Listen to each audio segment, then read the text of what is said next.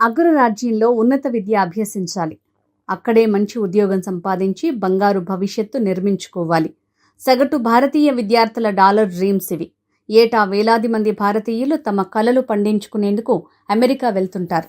ప్రతి ఏటా సుమారు 65,000 మందికి పైగా భారతీయులకు H-1B వీసాల ద్వారా అక్కడ ఉద్యోగ అవకాశాలు లభిస్తున్నాయి. అమెరికా ప్రభుత్వం ప్రతి ఏటా ఆమోదించే ఈ వీసాలు అత్యధికంగా 71% నుంచి 75% భారతీయులకే లభిస్తున్నాయి. ఆ తర్వాతి స్థానంలో చైనా వారుంటారు. ఇక అమెరికాలోని మొత్తం కొత్త అంతర్జాతీయ విద్యార్థుల్లో భారత్, చైనా దేశాల వాటా కలిపి 42% ఉంది. అయితే డొనాల్డ్ ట్రంప్ రెండోసారి అమెరికా అధ్యక్షుడైన తర్వాత వలస విధానంలో మార్పులు తేవడంతో భారతీయులకు కష్టాలు మొదలయ్యాయి.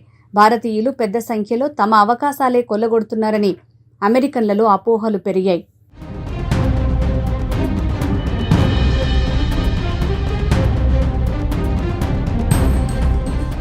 ఇటీవల అమెరికాలోని మిస్సౌరీ సెనేటర్ ఎరిక్ స్మిత్ భారతీయుల మీద వివాదాస్పద వ్యాఖ్యలు చేశారు.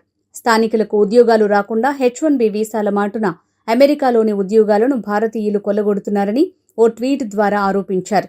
విదేశీ విద్యార్థుల్లో సగం మంది భారతీయులేనని, వారు అమెరికన్ పన్ను చెల్లింపుదారుల నిధులతో రాయితీ వర్క్ పర్మిట్లను పొందుతున్నారని ఆరోపించారు. వారు చదువయ్యాక H-1B పొందుతారు. ఆ తర్వాత గ్రీన్ కార్డు సాధిస్తారు.